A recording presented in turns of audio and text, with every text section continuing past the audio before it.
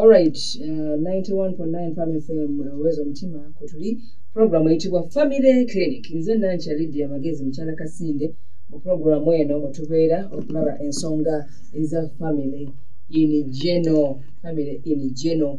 Eranga akayimba ko ketukubya kayitibwa nti amaka mikono gyaffe aba Vision Trumpet Choir bakayimba kubali emachindye bayina ne concert enaku z'omwezi nga 8 omwezi ogw'omukaaga wali ku Fido Dido we batuyise kayimba kabe katutambuza nnyo ebbanga era katukoledde nnyo mu show muno nsubira naye bw'okawulira waliwo by'ogamba nti ddala kituufu ebintu ebyo nange mbirabako ene wange naye tugamba nti Mukama yamba amaka gaffe kongera okutambula obulungi n'emirembe nga temuliimu migozoobano na kusobako tulabamu ebiseera ebisinga.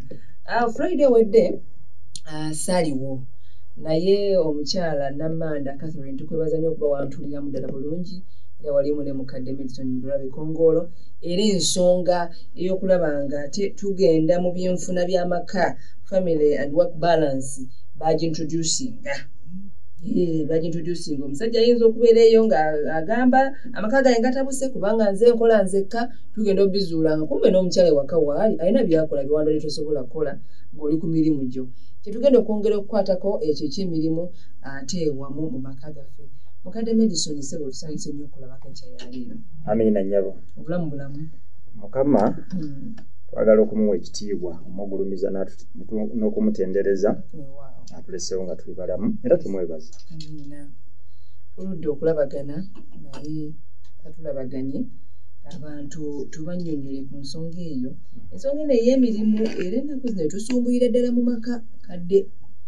Naye mbadde nyina kagundi kasitaata kali katusooka otuwe kasitaata kasitaata ako tulyoke tugende ku main course gye bayita main course tulyoke tudde ku muwumbo. Yes, kituufu. Lydia nga sinnagendako nange njala gatta ddoboozi lyange ku liryo kitalo bambi ekyokufiirwa mutabani oyo wa Sudiru Pareria kitalo nalabye obuso obw'okufiirwa nga buyita mu mutima gw'omuzadde ennaku eyo bambi kitalo nnyo naye ate ndowooza n'okukubiriza abantu obugwagwa tubwewale ndowooza waliwo we tutuuka ate ne twesiriwaza ne tuyitawo manyi waliwo obusiru obw'ekigero abantu ne baga nti owaayi ono musiru naye obusiru bwe bwa kigero naye ate kasita obusiru butandika okubimba omuntu ng'ali mu nnaku afiiriddwa omwana we abantu abamu temwereetako bikolimo n'omala gateeka bintu ku social media biri so hurting oba onoonya ki ate nekirala kambategeeze bannange mukole omuntu bw'obanga tokoze ku baana kakoko olina ojja kuloga omuntu ng'oli empty handed most of the times toyina byakkola ojja kuloga okugamba okwetaaga okuyitiridde nze nyina enkola eyange era teryagenda jinjijjako sirina buzibu ne bw'oba togaggawadde ogaggawala si kwa buli omu n'ebaana ebibyo kuba mu nsi muno okugaggawala n'obutagaggawala ndowooza tewali nnyo makulu ekikulu kya byonna nze ndowooza banesepiki mwofumba bwanga osobola okuweerera abaana bw'oba oyagala kamotoka oba kagaali ng'osobola okeetuusaako mujja kuloga ebyo byendaba muteeka ku social media obuwejjero obuyitiridde biwandiikibwa abantu abali aido bannammwe abalina businesses zaabwe ze bakola bali mu mawofiisi bali mu banka balina bye bakola kati gwe Lydia atudde wane yakedde simanyi saawa 10 ojja okole programs eza Prime Radio olina obudde obugenda ku social media n'owandiika ebigambo ebiyongera okunakuwaza omuntu ng'oledde oli alina ennaku y'omwana we kino si kyekiseera ekyo nolwekyo njagala tuyiga obugunjufu ekiseera eky'omuntu ng'afiiriddwa solidarity fena tugyetaaga you put the differences aside tusooke tukumekume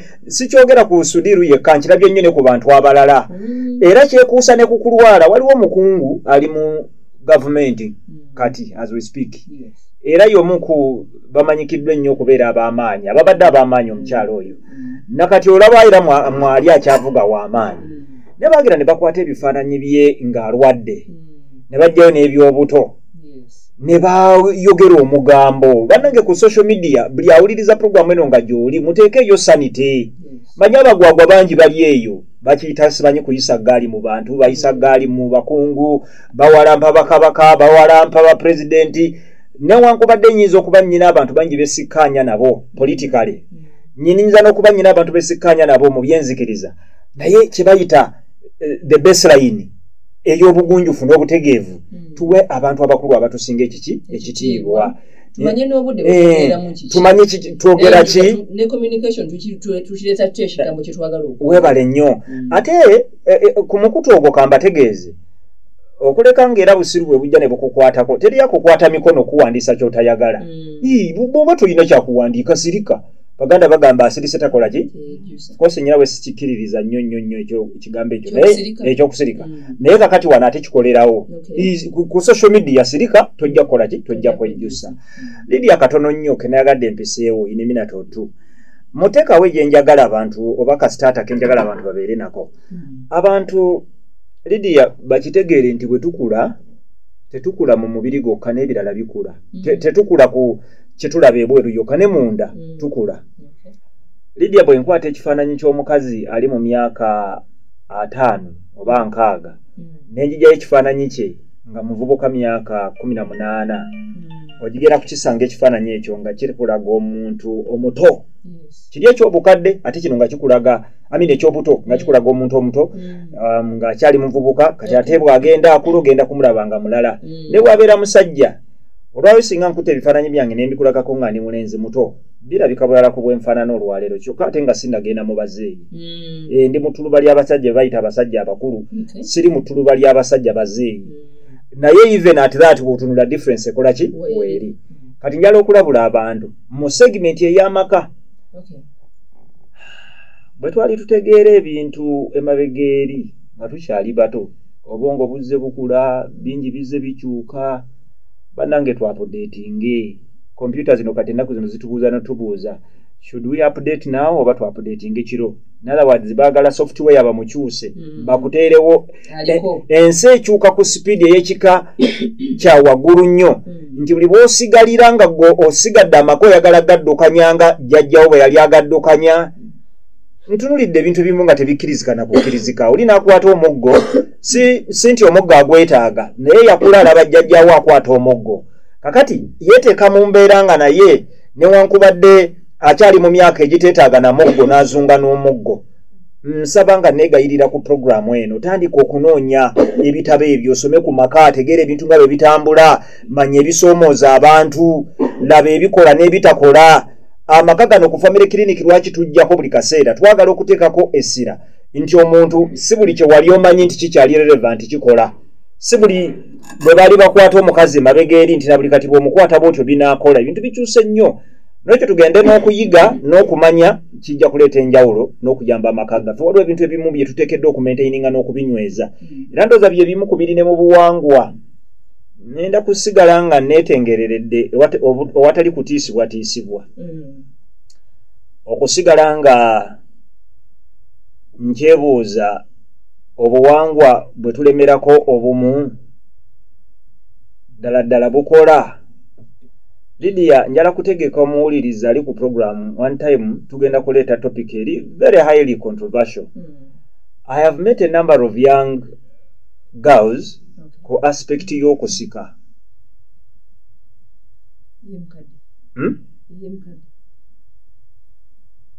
naye surprisingly bangi tebali comfortable nakola ki nakusika era they narrate the ordeal they go through ekibuuzo kyenja okulekera omuntu olwaleero kye tulyebuuza nga tutuuseeyo ku topic eyo Lydia yalimpa olukusa ndyoke ngitandike ekibuuzo kijja kuba kibuuza bayibuli bwegamba nti katonda yatonda omuntu ng'atuukiridde naye omuntu n'agunjawo bingi kudu kusika be one of the kugunjawo oba could it be nga kyekintu mu buwangwa kye tumaintaininga newankubadde kihaatinga abaana kubanga every time nejjo nabadde mugundi metiano nga nsinkana ba young girls balina ensisira yaabwe era mbadde nsisinkana nnyo abavubuka abo abato naye bajja abamu bajjanga n'okukaaba bakaaba they narrate the audio they go through mu mbeera y'ekigambo ekyo kusika awo simanyi kuba nte nze atasikangako yadde akamyu n'ategeera ntya kaakati kyenja okusaba topika eyo tujja kugireeta naye mwe tujja n'okuleetera ebintu nga bino nyala nnyo abantu tubakubire tooki mu maaso eyo mu buwangwa gye babongola omukazi erinnyo era bo nga babirivingira ddala nti gwe bayita omukazi ng'anaafumba ateekeddwa okuba nga bamugjamu erinnyo tuyinza okinaleetinga nga kyefaananyiriza ne kino abaffe katonda yeerabira okusika amatu gaffe galengejje okutuuka wegateekeddwa okuba nga wetulowooleza nti wegali acceptable yeerabira okutubongola erinnyo ebintu ebyo byonna betutaatuule mu guno omulembe ogugenze gukyuka tubyebuuze nga tubyebuuza sobale tugenda kusigala nga tulina abantu mu maka naye nga tuli plastic nafuna ekiseera ekizibu lwe nagenda mu basebbeyi nenkwata ku women mutilation embeera eyo ey'oku bakiyita ki mu Luganda okukekejjula abakazi ninga kwegamba olabira ddala ono gwe bakekejjula alumwa tayagala naye somebody must feel nti ye musanyufu nnyo bakimukoledde gwe ekyo kye bakukolera naye nga kiyisa omulala mu bulumi ayushuwa omuntu anasinga pain ogenda kusanyuka naye era essanyu gwe omusajja olijjawa ng'olina omuntu atali musanyufu okusinziira ku ekyo kyayiseemu topiki eyo ngambye nti lidiyo ono bw'anampa olukusa njagala nnyo tugitunuulire nga tutunulira cultural perspectives in light of Christianity n'okwebuuza nti Katonda bw'aba yakola buli kintu nga kituukiridde lwaki tugunjizzaawo ebintu bingi probably bitaweesa Katonda kitiibwa bireetera abantu pain naye tusigadde tubiremeddeko kwe tuzimbidde amaka gaffe how far can we go tweyanzizza nnyo ne kasitaata ako tujja tufuna olunaku buliba buti amiina tulibyogerako ebintu ebyo mu buwanvu bwabyo naye olunaku olwaleero tugenda kutambulira nnyo mu ngeri y'enkola y'emirimu n'amaka gaffe enkola y'emirimu n'amaka gaffe ali yategeere omukyala abeera ewaka akola oba okakasa nti akola alina kubeera somewhere mu ofiisi emu tutambulire awo mukadde Lydia nandibadde nsooka nakubuuza ggwe nze ndyoke ntandikira awo kubanga luli namanda nali naye naye akadde tekaŋŋanya kumubuuza bw'ojja n'okola emirimu kuba kati gwe naawe mu studio oli mukazi mufumbo bw'okola emirimu egy'ewaka n'okola negye egy'ejjamba bw'oba ova okukola emirimu gyonna gy'okoze egy'emirala egy'ewaka ng'ogyeko egivaamu ssente feeling yemu gy'ofuna n'emirimu ng'okoze gino egivaamu ssente gwe ng'omukazi how do you find the balance between paid labor and unpaid labor at home at a family level ogumpadde ejjamba of course gwina engeri gye gumpaamu olaba naye mba nkoze gyawaka tekuliko okumpa jjamba bonneebaza nogamba bambi webali kulongoosa waka webali ofumbya emmere nkiwulira nga kiringa okusasulwa so ogwejjamba guno buli mwaka mwenyumwenyu ak'enjawulo newankwadde gyonna gifaanagana olumu gikooya nti waka gyenkola ginkooya ne ku mulimu gwe mbanzizeeko era nkoowa naye okusasula kuno kutuwaamu enjawulo tenkwagadde manyi lwaki nkwagadde ndowooza wewali bwe twali tukola analysis awo wakyali challenge ey'amaanyi ffenna actually oyogeza mazima buli muntu ali eyo Lydia awulira nga omulimu gwo gumuwa essente gw'amaanyi gwa kitiibwa era kyekireetera n'omusajja okujjukiza omukazi nti after all enju yange zino sente nze nzikola kiki kye wali okoze naye ng'omukazi abadde ayonsa abaana abalabirira afumba ewaka ayoza engoye mu programu ewedde to form a bridge twagamba recognition I beg your pardon must be served for the efforts abantu gye bateeka mu kintu ewaka munno okujja n'afumba n'akola buli kimwe ekisoboka osobola okubeera omusanyufu tekimala okumureducinga to no work done. Are you really sure there is no work done? So ne tugamba n'ekirala nti singa tukonvatinze omukazi byakoze mu ssente then tusobola okumu appreciating ekimala nebe tuba tetubikonvatinze ne tubirekerera awo tuba tulina kyetulese tuba tukongoze naye walero Lydia njala kugattako nga ntandika ne statement eno egamba bweti mu kitabo kino The Marriage and Family Experience omwandiisi akola statement n'agamba nti work regulates the family and for most families as in the past a woman's work molds itself to her family whereas a man's family molds itself to his work. Lydia sagala kukusaba kukyusa bigambo bino njala kukubuuza kimu oba obitegedde omanyi Lydia gwe buli bw'otegeera wano mba mukakafu n'omuntu eri nti tuli naye kaŋŋende straight mu Luganda mbiteekeyo nti mu bigambo bya famire buli bwe twogera ku famire omulimu gukola kinene nnyo ebigambo bino mbyogeza pain naye ng'ate bituufu mbu work regulates family. Family should have regulated work. Naye we tutuuse work regulates family. Bitya Lydia ne bwe wali toyagala maid waka omulimu gukuregulatinga ne gukuteekesa maid ye waka gwe tomwagala naye omulimu gukugamba wano olina okulekawo muki omuntu ekyo kimu. Number 2 Lydia wandyagadde bw'ozaala omwana wo the first 2 years ez'obulamu bwe nga takuva ku lusegere but work regulates nti ojja mulekayo kuba waliwo n'emirimu emizibu wano ku muzindaalo wano ng'oli awo kubanga waliwo okugamba nti nze ndi kalaani omumanyi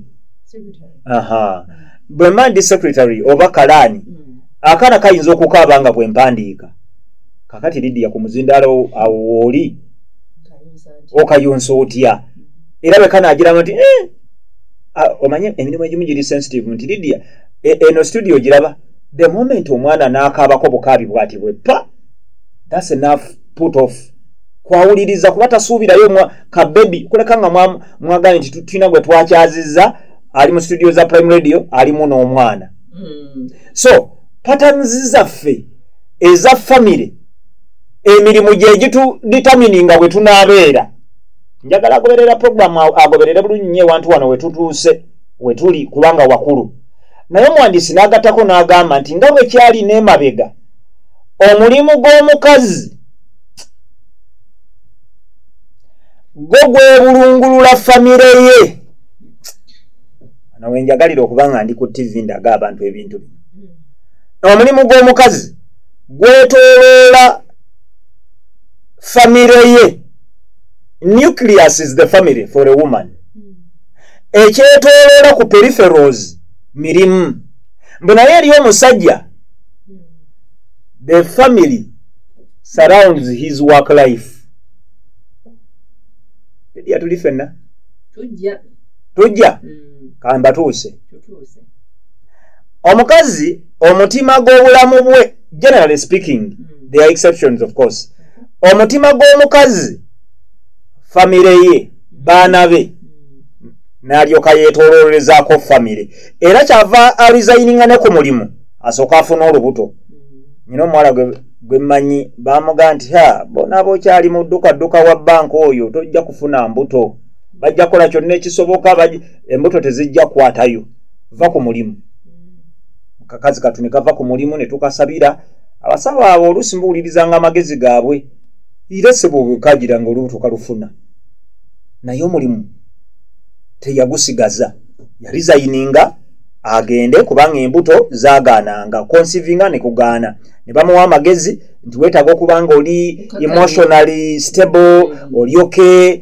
kakati osobola okubanga ofuna olubuto kati njagala omuntu agoberera program akimanye nti ekyo omukazi easily decision agikola omukazi takoma ku ekyo kyokka asalawo naga nti for the sake of my children ngenda kusooka nkwitinga okukola nsooke nnyonse era wano wenjagala okulabula nja kulabula ebimu nga biri painful biruma omukazi bebabeera bakolesaayo omwana ali under a year you'd rather quit the job naye ab'ennaku zino muleegulukuse nnyo n'okukkiriza mu Katonda temukulina. You put your work first. Omuwandiisi w'ekitabo kino we yawandiikira yali atunulira obwongo bw'abakazi abaaliwo ennaku ezo abategeevu, kuba kakati these are a group of psychologists and sociologists nga they put their families ahead. Naye kati muleka abaana ba myezi 3 n'omulekera maid. Omuwandiisi agamba nti omukazi yeetoolooza famire y'emirimu. In other words, ku nuclear wano ku mutima famire yeetuddewo. Alowooza mwana we banaakula batya, embeera enaabeerawo etya, n'alyoka yeetooloozaawo emirimu gya famire gy'akola mu banka gyenkolera, mu kulima gyennimira. Mbonayo omusajja yakoze statement naga nti whereas a man's family molds itself to his work. Omutima gw'omusajja mulimu. Ne bw'aba ng'azadde wano wakati ky'otazannya nakyo. Bino by'ogamba musimanyi omwana alina okugenda ku ssomero, simanyi omwana yeetaaga kitaawe. Okunoonyereza kuno abaakukola be bano, saamanya nagogerako nadda wano.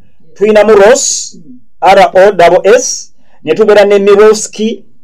Amannya gano ng'ogera mmanyi nti abagoberera programu eno bangi mumpa feedback ati mweyambisa research ono mu mukebere online mwongere okutegeera ebintu bino. So Miroski mu kitabo kino bawandiika MIROWSKY ne Goldstein owandiika ekigambo gold GOLD n'owandiika Steen STEEN mu 1991.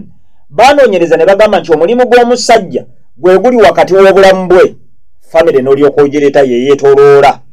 Eky'omukazi kiri the opposite. Wakati awo waliwo famire ye, baana be bwe banaatambuza ebintu, n'alyoka yeetoolooza emirimu gye. Kitegeeza ki?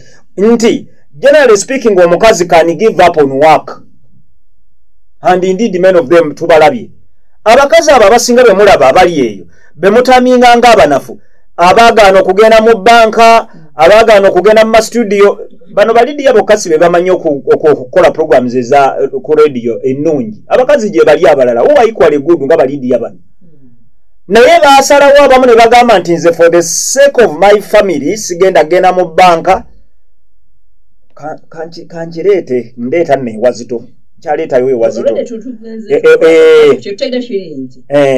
Omusajja famire ye erina ogondera omulimu gwe. Oluusi kaana gwe kyenva nkwagala Lidiya. Ogala n'ontuulizawo ebigambo mu ngeri gye njagala. Akukondeetedde kakulu Lidiya. Lidiya nja kugulirayo soda. Mpozi nga wamuvaako naye bwe tuva mu studio wano nja kuwaayo soda. Kubanga kadde mu Lidiya ako nkaagala. Omusajja famire ye egondera emirimu gye. Neyanziza. In other words, family erina okubendinga ku mulimu gw'omusajja. Era ekyabakazi njagala bwe mba mulwana entalo temulwaniramu entalo ez'obusiru. Okuleka Katonda nga yakukwatira ekirabo ky'omusajja n'amukuwa ng'abadde agoberera family clinic n'abeera balanced. Kubanga ate kino si kye tuwagira era si kye kituufu. We discourage okubanga ku mutima gw'omusajja ekiri wakati mulimu n'alyoka aleeta family as by the way. Kambategeeze emirimu mingi be willing okusacrificing omulimu, and in the long run tukirabye bakazi bangi have given up work on work in the bank, working abroad, they have settled here, balabiridde abaana babadde mu busente butono. Naye muganda wange kankutegeeze mu period yawe tutandikira okwasesingira abaana product kyefulumye, product kyegenda okufumbirwa, legacy kijjonaaleka. Ogenda okulaba nga decision gye yakola. Genda obuuza abakazi bangi abaleka abaana wano e Uganda ne bagenda ku byeyo. Mukadde kituwe nti singa omukisa guzze maka ogenda ku kyeyo omwami n'omukyala. Omwami alaba nga kyangu nnyo y'okugenda, omukyala asigale n'abaana. Bwe kiri omukyala agamba ngenda abaana bange mbaleka nti. Ate nno nga nkiwagira n'okiwagira bwe biba byeyo mubibirekere abasajja. Ne bannanga omukazi okuleka abaana n'ogenda ku kyeyo. Kyabaagalwa manyi topics zino ziri highly controversial and ziri very highly sensitive. Mukazi ali mu mbeera nzibu, obuyambi tabufuna, yeetaaga okugenda mu maaso, omusajja oluusi naye teyeeyamba n'agamba kandekewo abaana for 10 years ngende mbanoonyeza ensimbi abaana bange babeere bulungi. Naye okubeera obulungi kuli subjective. Bulungi ki? In terms of ngoye bajja kuba bulungi. In terms of ngato bajja kuba bulungi. In terms of fees bajja kuba bulungi. Research atulaga nti omusajja bw'afa amaka gasigalawo nga gasigaddemu omukazi. Ne lwaki amaka agasinga omukazi bw'afa omusajja nga yasigadde gasaanawo? Omusajja singa Katonda akutadde ku kisenge nga yasazeewo naga nti ku bulamu bwa mukazi wo n'obwoba ontwala bwani, bw'oba omusajja omutegeevu ogambanga nti Mukama twala bwange mukazi wange muleke. Omukazi Katonda alina kye yamuteekamu.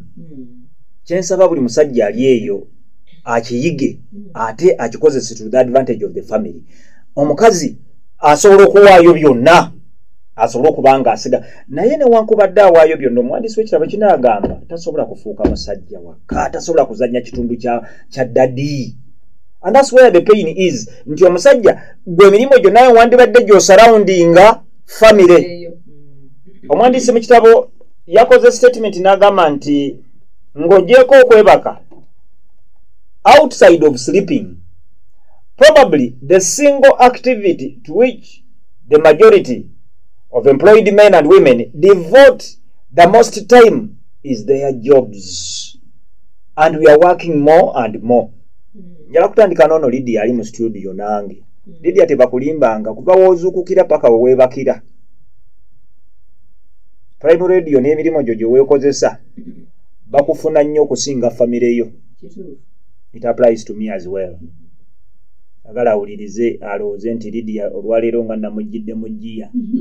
Naye njagala nnyo okwogera ku bintu bye tutambuliramu ebituusizza amaka gaffe we gali. Gatutame nga teganyuma naye nga ne lwaki gatutamye tumanyi. Omuwandiisi agamba nti mu myaka gya 1970 awo the average worker today nti singa okomparinze omwaka gwa 1970 ebyaliwo, omukozi gwe tuyita akola emirimu mu nkola eya bulijjo yali buli mwaka ayongeramu essaawa 164. Nze nyala nnyo research munansonyiwa kubanga ebintu bino bibanoonyerezaako ne babivumbula, they can inform us bulungi okusinga be mbaleetera ebigambo byange byokka. 164 hours of work a year. This is the equivalent of an extra month a year. In other words, mu biseera ebyo mbw abantu baali bakola naye nga balina kye bayita 13th month, omwaka gulimu emyezi 12, naye bayongerangamu omwezi omulala mulamba 164 hours of work basobole okuba nga bayitawo. Nti olwaleero bw'onoonyereza twongeramu abamu emyezi emirala ng'esatu mu mirimu egya bulijjo. An average worker sosoli gwe tuyita workaholic. Workaholic ye muntu lwakuba nnabamu mbawulira mukyenyumiririzaamu, but being a workaholic babeera bakulaga nti olina obulwadde. Enkola eyo ya kisiru to be a workaholic. Beba abasajja boolaba abeesiba mu mawofiisi paka saawa 4 okolamu ki ofiisi gwe wagitandikawo goli wagisangawo ate ne bw'oligivaamu. Actually nze abantu benkyasinze okulaba ntumiddeko mukwano gwange Mwami Nunda William, nkutumiddeko nnyo. Very smart worker, young man who works smart, learn to work smart. Okwefulukuta bikolebwa nnyo ba accountants be balina ennyo omuzoogo mbeegendereza nnyo. Simanyi balansinga ki banno betumanyi ba accountants abakusinga n'okusinga who work smart.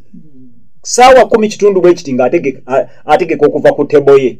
Basimanyi byonna byonna babi nyina management decisions to make. Ba managers who work smart tubalabye.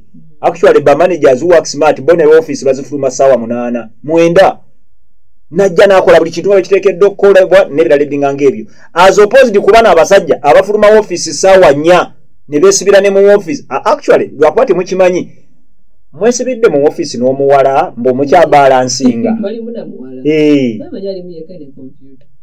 kizibu naawe anabalansinga byonna ebya kampani yonna. Kakati ogenda okulaba kituufu batandikira mu kubalansinga n'agattagatta wano n'agatta biri naye agenda okulaba gundi ono lwakugatta naye nga agasse bino nga bagattako kino nga bagattako kiri. Nolwekyo omuwandiisi mu kitabo kino ayagala tusavinge balance. Kati tutuuse mu extra 3 months on average worker ayongeramu ne tufuna kye twandiise 15th yebera 15th month in other words nga bona abala nti omwezi ogwe12 ne twongerayo omwezi ogwe13 that is in terms of work byonna biba bikyasigadde mu mwaka gwe gumu ogukolebwa naye olw'okuba olunaku olw'extendings into work including wetwogerera abafumbo bangi bakimanyi oli n'akwata laptop mukazi we ng'ali wano ye n'agiteeka mu magulu n'abaako byayisaawo mwandiisi w'ekitabo agamba nti nga tugenda tukola as we work more and more we have less time for our families and leisure.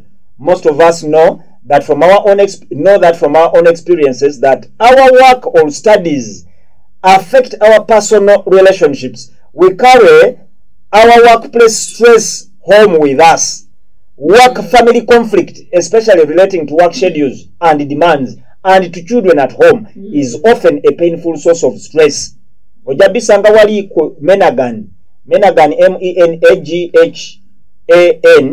ne PACEL PARCEL 1991 bagamba nti bino byonna kye bivuddemu kye kino omukazi okuyingira banka ne weefulukuta musajja ne weefulukuta ku mulimu gwe head teacher simanyi nze senior accountant ndi manager mirimu gimmalawo olw'okubanga naawe oli muntu okoowa kati nenkwata obukoowu buno bonna kubanga omuntu ali dilapidated ng'ali worn out as most people do botuka kati n'ogovudde mu bano nasoma n'ogenda ku bano neekozesa mu business ate eyo nayo kiri waasi n'omusanga ngo yazukuse sawa 9 kubanga to be able to make it mu katale somebody must wake up as early as possible so nayingira ekibuga naggulawo edduuka naye kankutegeeze singa omanyi traffic ey'abantu eyingira amaduuka ago ag'amaanyi ago simanyi tusuubuza nsawo simanyi tuli mu busimu ono amubuuza kino amubuuza kiri mu kikuubo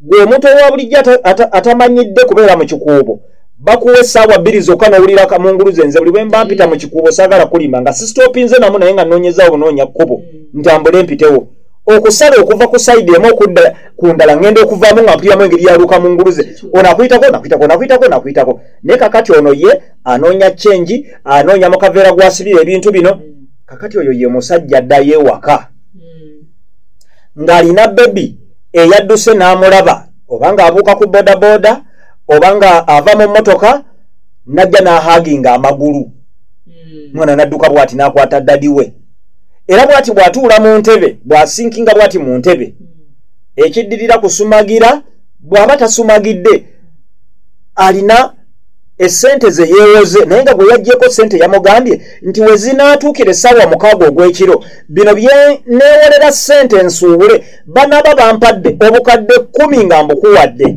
ziweze 12 nga tazirina n'azirindako n'abako gwanoonya n'agaana naye oli yamugambye nti kasita ziwera 6 ogw'ekiro. By the way, that's part of the business in Kampala. Yes. In case abantu tebamanyi. Oli ajja n'agamba nti mpa miliyoni 10 nfune ebintu bino mbyewole wano nsobola mbisasule mbitunde naye bompa miliyoni 10 ekiro kyalero ku ssaawa 6 nga tegunnawera ngenda kuba nkuddizaamu akakadde akalala kamu nga nkuwadde 11 awo wetutuuse mu business nja kuba nkuwadde 11 oli n'amuwandiisa n'amugamba bino byenjogera foomu nzirabyekera weeziri oli n'awandika n'amugamba nti naye komiti nti singa zigaana the following ndebe ziba ddakiika nga ze ziyiseemu ogenda kunnyongeramu essente bweziti ne bweziti nalabako omu ng'agamba nti bwe zisuuka essaawa 6 naye n'osobola okusasula nga tebunnakya ssente n'oziweereza n'oziteekayo nja kuba nsobola okukuteekamu nkusuliramu emitwalo emirala 2 bwe tutuuka ku ssaawa 6 ogw'ekiro the following day ogenda kuba onnyongeramu 50% ku ssente naye kwegamba bwe bityo nga bagenda bongeramu kati atuuse ewaka alaba eyabadde alowooza nti abagenda kuba bamusasudde ssente ziganye tebivuddeeyo atuuse ewaka omukazi eyagenze ku busomesa amabeere kaakati ono omwana gw'atayonsezza gonna gazimbye gajjudde mata galungudde naye akomyewo ewaka they must have a good conversation n'omwami we omusajja yooli gwe bawadde looni ey'okusasula ku ssaawa 6 ogw'ekiro omukazi yoono eyagenze ku busomesa asomesa naye ebbeere bakiyita kuwaga liwaze liringa ng'omupiira omupikemu omukka pain agirina agenda okutuuka ewaka nga maid amugamba nti amata g'omwana gafudde. Agenda okutuuka ewaka, God forbid, nga neighbor nga maid yadduse n'alekawo omwana nga ne the following day ku mulimu gwa banka gwe yakafuna omwezi nga gumwe mabega abadde kyajjakoleyo ennaku nga 2 the following day bamusuubira kukeera mu office. Mwandiisi w'ekitabo kino mwagala kyava akola statement n'agamba nti unless ng'obulamu bw'emirimu mwe tutambulira ne families zaffe tusseekokko ku bigere ne tunoonya ebintu ebirala for our families tetugenda kuba na ssanyu. Era njagala kwogera n'omuntu agoberera programu eno olwaleero n'okukusaba bw'otuula bw'oti ku minzaani n'oteekako famire yo n'oteekako n'emirimu famire ye ezitowa kyenkanawa emirimu gyo gizitowa kyenkanawa. When we retire to our families. When we fall sick, we fall sick to our families. When we die to our families. Naye okuva bwe tutandika okukola kaŋŋambe at the age of 18 ng'ofuuse adult okutuusiza ddala ku bana abakozesebwa ku retirement nze kantwale ya myaka 6 oba kale 65 ekisinga okwocupayinga obwongo n'amagezi g'abantu n'okulwana n'okuyiiya mirimu kunoonya ssente. Mwandiisi yagambye nti only recently have scholars begun to look at how our jobs affect our family life, causing moodiness.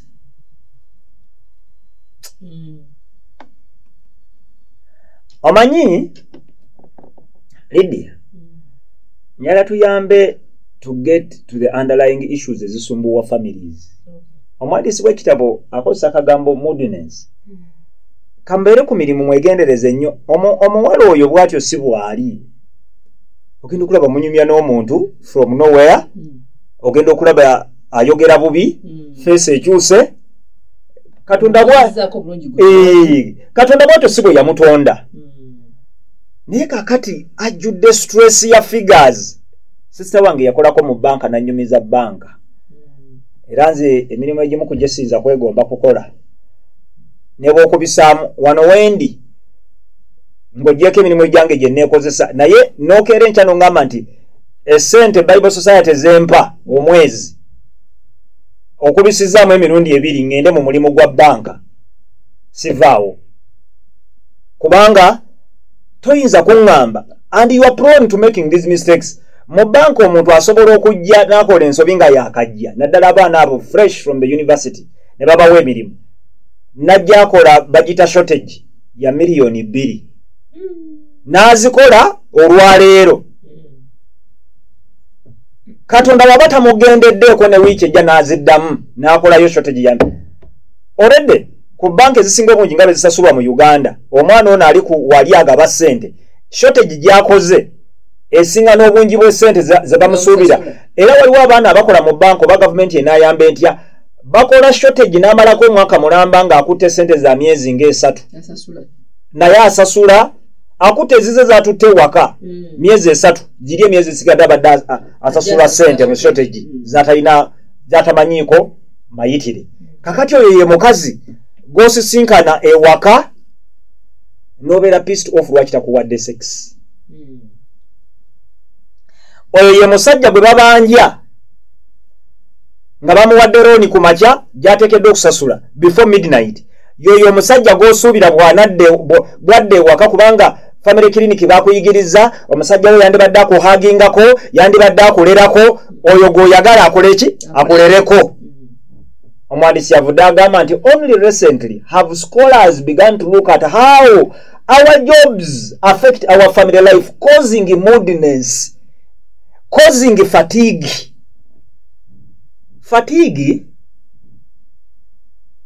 toba nnyo na bulwadde bulala bukuluma nti oba buli viral oba buli bacteria naye omuntu ayinza n'okugenda mu ddwaliro ne bamuwa n'ekitanda ng'ekimubonyabonya fatigue kyovula abo abasawo bakola statement tebagamba nti that is bw'osanga ng'omusawo omutegeevu bakuba n'abammwe kakati bali mu business omusawo omutegeevu ajja n'akukebera n'agamba teweetaaga makerenda malala gonna era ndowooza y'ensonga lwaki kirungi okubeera ne family doctor yasobola okukola bino bano abali kamanshe ekyo tajja kukikola family doctor ajja kukugamba nti ddayo ewaka oli ku kyetuyita forced bed rest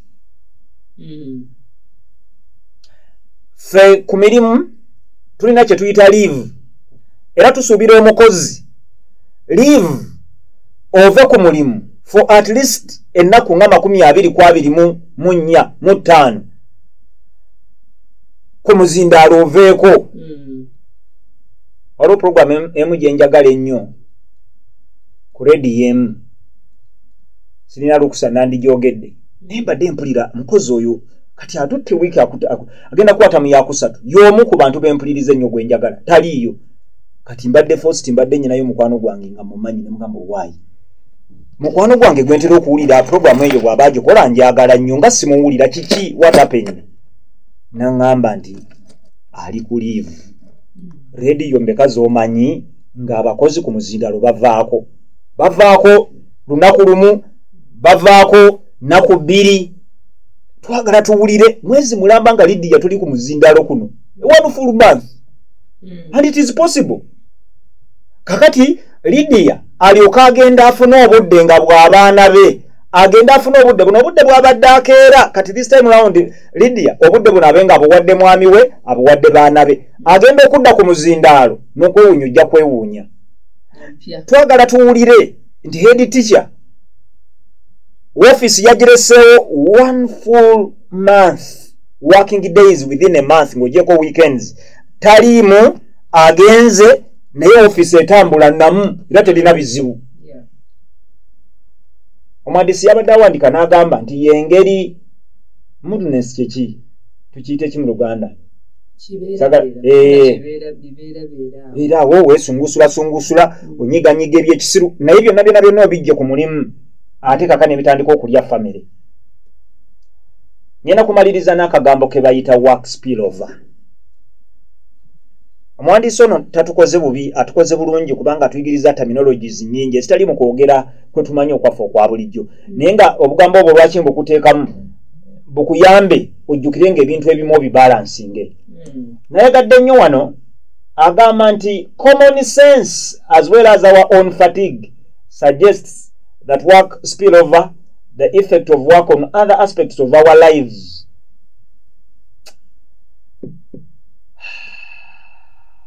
bugambo bumu bunene emirimu gibimba spillover gibimba ne giva mu bintu bye tubadde tumanye ebya bulijjo naye omulimu gwaffe ne gubimba ne guyiikira ebitundu ebirala eby'obulamu bwaffe work spillover affects individuals and families by absorbing their time and energy and impinging on their psychological states. That is how bad it can be.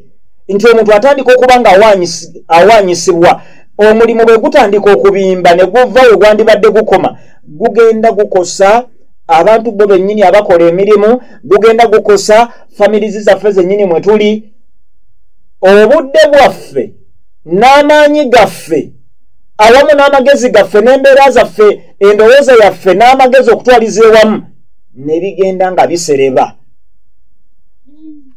omanyi Lydia omulimu guteekeddwa kubeera enjoyed and it should be able to give us benefits naye bwe ntandika okuba nga omulimu ngukola naye nga gutandise okukosa ne psychological state eyange awo oluusi bwenzirirayo kali era mbadde nga nkwogera nnyo wano siri shaayi kukaddamu tutandika okulowooza ku alternatives ez'omu byalo kubanga Lydia wabadde okeera okujja wano ku ssaawa 10 ze wazuukuse weetegeke aboolukya bakunyumirwe ow'omukyalo yabadde akyebase webale era ye yatandise okugamba nti awambaganya kino nakiri ndowooza probably ku ssaawa nga asobola okuva mu buliri bwe ku ssaawa 12 naye kati Lydia gwe toli example nnungi kuba era tova wala nnyo kiri awo naye twetaagayo omukozi ave ewala owa radio nyina bemmanyi naye saabasabye okusa kuboogerako kale kangezese ku ave mukono agenda okutuuka wano ng'alinnye booda 2 alinnye taxi ne jam ow'ennimiro mu kyalo alina embuzi ze mu kyalo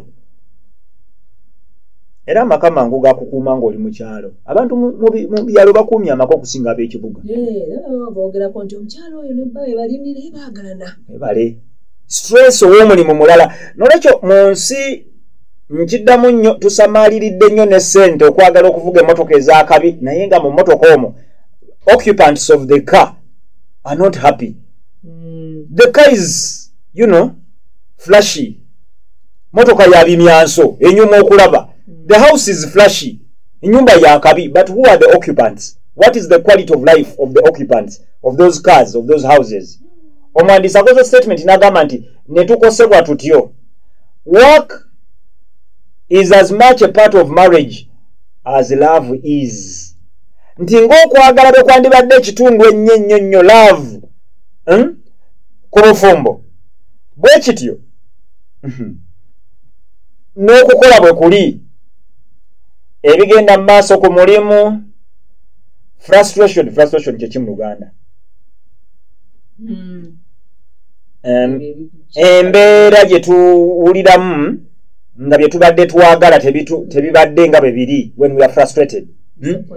Disappointment, frustration, okweraliikirira, customer ayogera obubi,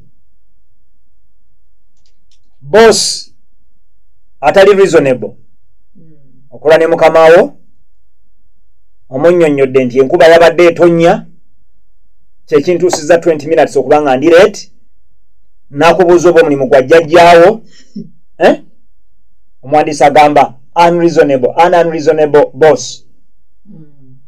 Bita mood zaffe tufuuka irritable mood zino tuzitwala ewaka ogenda okulaba kye tuyita nti nze omwami tanjagala kye tuyita nti omukazi owange tanfaako nga kozi si ya muntu ono kozi tuteekeddwa okuba nga tuginoonya mu mirimu gye. Workplace stress often causes us to focus on our problems at work rather than on our families. It can lead to fatigue, depression, as much as ailments, and increased drug and alcohol use. Era ebimu ku bino tubirabye omusajja kyakola ng'anoonya engeri gy'awummulamu. Agenda kujja ewaka nga mukoowu, alina fatigue, alina disappointment ne frustrations, naye gwe omukazi togenda kumutegeera. Kati olw'okuba togenda kuntegeera, echupa ya bia yo tejja kunkaayanya kubanga ngiteeka wali wenjagalira wenjinywerako. Ne bwana batanywa bia nga musiraamu oba mu 7th day njagenda nfuna ebikoosi ntule mu bibanda ndabe firimu kubanga eyo nja kusangayo abantu nga ne demands tebalina. Ono kyeyayise work spill over nti emirimu gyaffe gibimbye ne gikosa obulamu bwaffe as individuals, emirimu gyaffe gibimbye ne gikosa abaana baffe, emirimu gyaffe gibimbye baspouses baffe ne bakosebwa. Work spill over especially affects women. Mbona ddala abakyala ka statement kano ke nasinze okwagala. Whereas for men, excessive work time is the major cause of conflict between work and family. Fatigue and irritability are the major causes of conflict for women. Ankakyuse. Enda kumaliriza ne kano ka section. Nti okubimba kw'emirimu ne gibayitirirako ate gikosa nnyo abakazi okusinga abasajja. Mbweri omusajja okukola ennyo n'ateekamu ebiseera bye excessive work time n'akola nnyo okuyitawo kyekimuleetera conflict wakati we ne family. Munaye eri abakazi fatigue and irritability. What is irritability? Kiva mu kigambo to be irritated.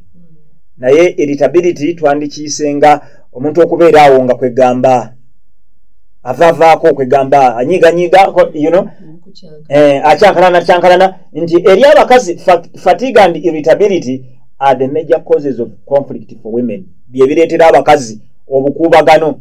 In other words, bw'akomawo ewaka olw'okuba akooye nnyo fatigue mungi agenda okulaba bamusaba sex.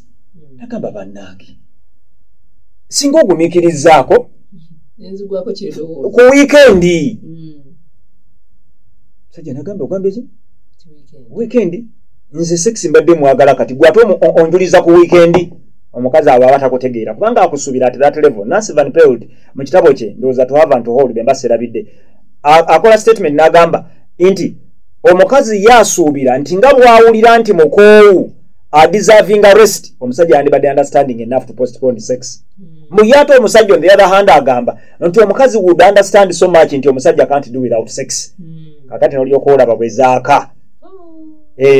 N'omuwandiisi agambye nti as a result of this work spillover, unemployed woman's leisure is rarely spontaneous. Kitegeeza nti omukazi olwa work spillovers zino tagenda kuba nakadde kake kawummula era abakazi bangi tebalina leisure. Abasajja bangi batuuka ewaka n'ateeka emmotoka ewaka n'agenda ku nearby place n'anywa omwenge n'akwatagana n'ebikoosi ne balaba emipiira.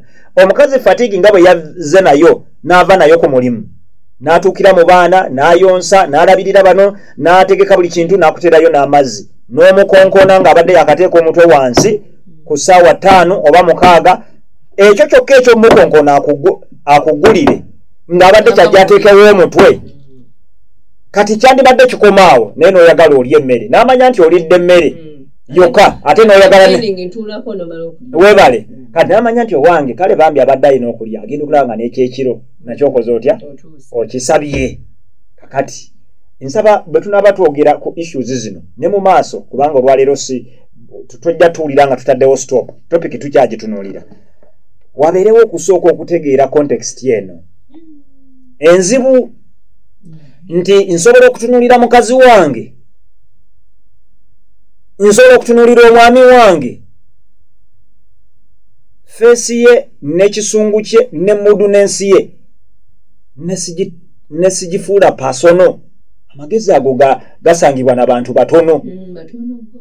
Nemanya nti bwe ntunuulidde Lilian nga si musanyufu, it's not hatred, si nti ankyayi, naye alina work demands, pressure eziteekeddwa okuba nga zimuliko. Omukazi asobola okutunuulira omwami we n'agamba omwami wange bw'azze n'ayingira buyingizi nga tampadde hug tankyaye. I am not abakazi mwereducinga nnyo ku bintu ebitono. Omwami wange n'ogira bugi n'akomawo n'atampa na hug. Can I try to understand his world? Omusajja gwe nkugambye gwe bawadde looni ku makya gye basasula deadline yayo ya saa 6 ogw'ekiro bwe yeerabira okuwa hug, ekyo nakyo kinene nnyo. Nolwekyo omwandiisi byagezaako can we find the balance? Can we be more understanding?